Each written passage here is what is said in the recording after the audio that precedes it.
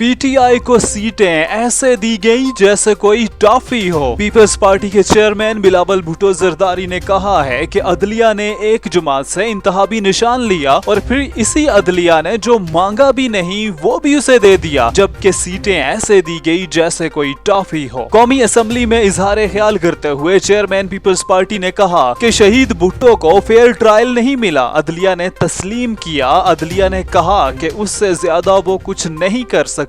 आज अदलिया चाहे की प्याली में तूफान बर्पा कर रही है। इसी अदलिया ने एक जमात को एक फैसला देकर सियासी फायदा दिया। उन्होंने कहा कि एक अदारे का तो ये हाल है कि इंसाफ भी देता है और डैम भी बनाते हैं, जबकि समोसे और टमाटर की कीमतों का तयन भी कर सकते हैं। पाकिस्तान की अदलिया को दुनिया की बेहतरीन अदलिया ही कहूंगा, क्योंकि अदलिया की वजह से हमारी 3 नस्लों को जद्दोजहद करना पड़ी। बिलावल भुट्टो ने कहा कि अदलिया की तारीख सबके सामने है और हमारी अदलिया ने भी वर्ल्ड रिकॉर्ड्स कायम किए हैं। ये ना सिर्फ अदालत चलाते हैं बल्कि डैम भी बनाते हैं। जनाब स्पीकर, ये महंगाई और कीमतें भी कम कर सकती है। पूरी दुनिया में कोई हमारी अदलिया का मुकाबला नहीं कर सकता। उन्होंने कहा कि बांग्लादेश में एहतजाज शहीदों के कोटे पर हुआ। वो कोटा हसीना वाजिद ने खत्म किया और अदालत ने बहाल किया, लेकिन हसीना वाजिद को ओहदा छोड़ना पड़ा। पूरे रीजन को अवाम के मसाइल पर तरजीह देना चाहिए। बिलावल भुट्टो ने कहा कि आज सियासी कारकुन और अवाम बांग्लादेश की सूरत हाल देख रहे हैं, लेकिन हमारे मुल्क में नफरत की सियासत सबसे ऊपर है और इस वक्त अदारों के दरमियान फासले बढ़ रहे हैं। ये फासले एक अदारे की उस अदारे में मुदाखलत से पैदा हो रहे हैं। चेयरमैन पीपल्स पार्टी ने कहा कि अमनो अमान की सूरत हाल चारों सूबों में अबतर होती जा रही है। हम अमनो अमान के लिए इत्तफाक़े राय पैदा नहीं कर सके। मुल्क के हालात क्या हैं और हम एक दूसरे को गालियां देने और गद्दार करार देने में लगे हुए हैं। बिलावल भुट्टो की तकरीर के दौरान अपोजिशन ने एहतजाज भी किया। अपोजिशन लीडर उमर अयूब ने कहा कि हमारे मेहमानाने गिरामी आए हुए हैं, मेरे पास करने को बहुत सी बातें हैं। सऊदी वफ्द यहाँ आया हुआ है, लेकिन बिलावल भुट्टो ने फिर सियासी बातें की। लगता है उनको परेड ग्राउंड से कोई हदायत आई है।